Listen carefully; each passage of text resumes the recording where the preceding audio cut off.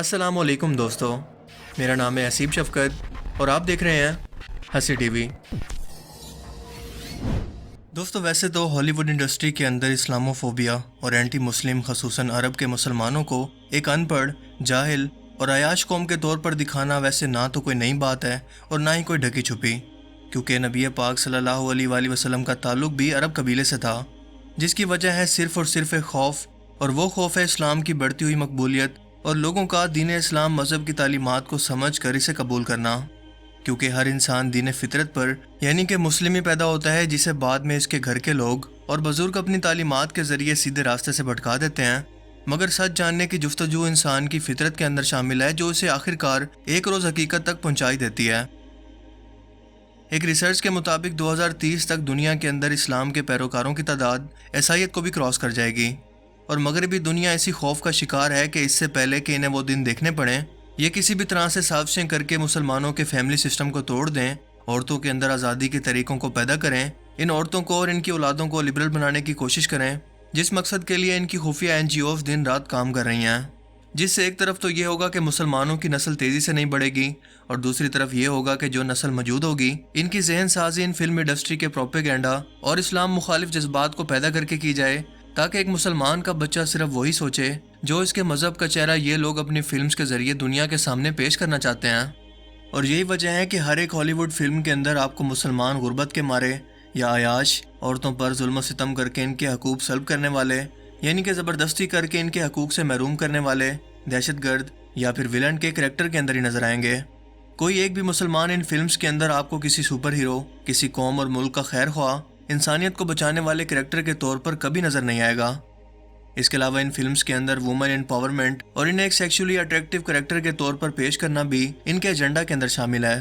ताकि लिबरल सोच को उभारा जा सके, जो कि इस्लामी तालीमात और माशरे में बिगाड़ की एक अहम वजह है।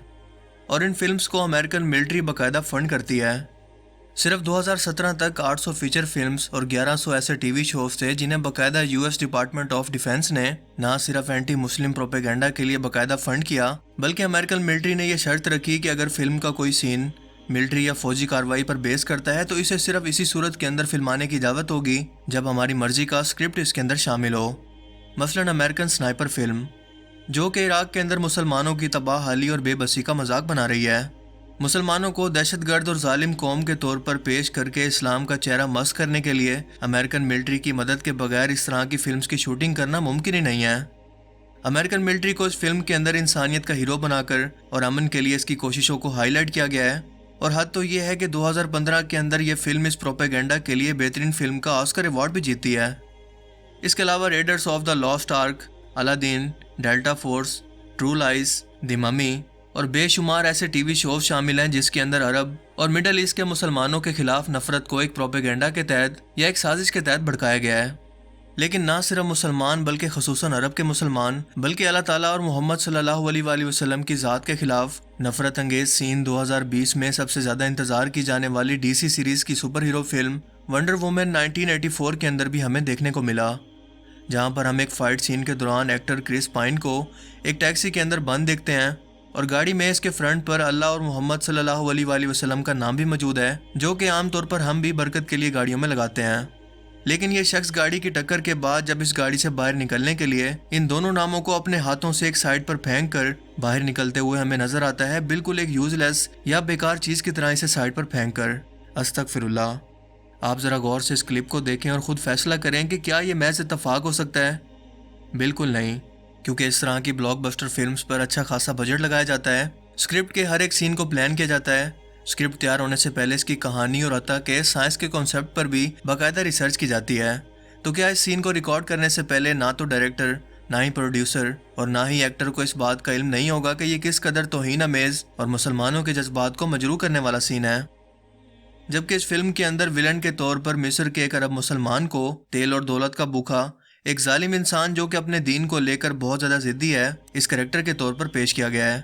यही वजह थी कि यह film HBO box streaming services पर रिलीज़ के बाद से ही शदीद नफरत और तनकीद का निशाना बनने लगी। और आपको बताता चलूँ कि इस फिल्म के पहले सीक्वल पर भी कई इस्लामी ममालिक के अंदर इस पर इन्हीं वजूहात की वजह से पाबंदी लगा दी गई। کیونکہ یہودی لابی جو کہ عرب مسلمانوں سے نفرت کرتی ہے ہر طرح سے انہیں نیچا دکھا کر ان کے جذبات کو مجروح کرنے کی کوشش کرتی رہتی ہے۔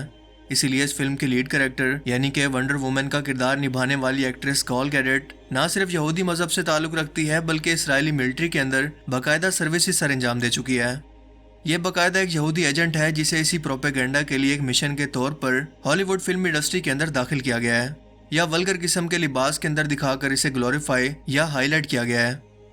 اس فلم کے پہلے کے سیکول کے اندر ایک ایسے جزیرے کو دکھایا گیا ہے جہاں پر صرف عورتیں رہا کرتی ہیں۔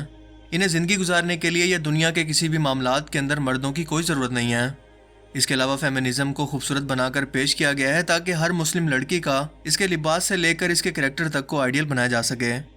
جبکہ اسی طرح سے مقدس نام اور ہستیوں کی توہین کر کے اصلی دنیا کے اندر غیر مسلموں کے دل کے اندر مسلمانوں کے لیے نفرت کو بڑھایا جاتا ہے، جبکہ دوسری طرف آپ کو دنیا کا کوئی اور مذہب اس کا شکار یا ٹارگٹ نظر نہیں آئے گا،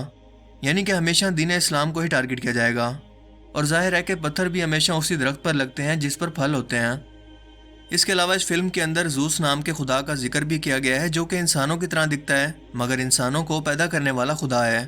اس کا ایک بیٹا بھی ہے جو کہ انسانوں کا دشمن ہے اور انسانیت کو ختم کرنا چاہتا ہے، یعنی کہ اس کانسیپٹ کے ذریعے انسانوں کو خاص طور پر مسلمانوں کو لادینیت کی طرف دعوت دینا۔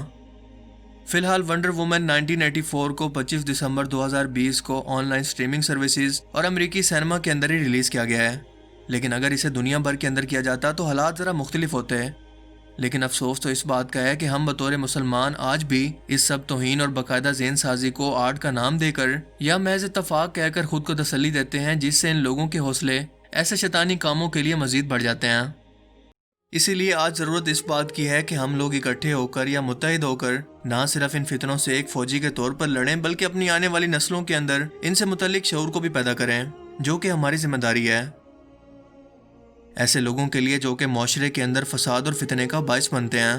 اللہ تعالیٰ قرآن کریم کے اندر فرماتے ہیں جس کا مفہوم یہ ہے کہ جو لوگ معاشرے میں فساد اور بے حیائی پھیلانے کا باعث بنتے ہیں ان کے لیے آخرت میں بہت سخت عذاب ہے،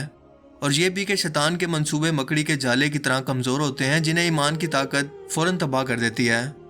اس لیے دشمن کی چالیں جتنی بھی طاقتور ہو جائیں اور آپ دنیا کے اندر رہتے ہوئے جتنے بھی فتنوں سے گھر جائیں، ان سے بچنے کا صرف واحد راستہ ایک ہی ہے کہ اللہ اور اس کے رسول پر ایمان لانا، اسی سے مدد طلب کرنا اور ان فتنوں کے خاتمے کے لیے جتنا ہو سکے کوشش کرنا۔ باقی آپ اس بارے میں کیا سوچتے ہیں، اپنی قیمتی رائے کا اظہار کمنٹ سیکشن میں ضرور کیجیے گا۔ اگر آپ کو یہ ویڈیو اچھا لگا تو اسے لائک کیجیے اور اویئرنیس کے طور پر دوسرے لوگوں کے ساتھ بھی ضرور شیئر کریں۔ اب میں ملوں گا آپ سے ایک ایسی ہی نئی انٹرسٹنگ ویڈیو میں، تب تک کے لیے اپنا بہت سا خیال رکھیے گا۔ Thanks for watching this video. اللہ حافظ۔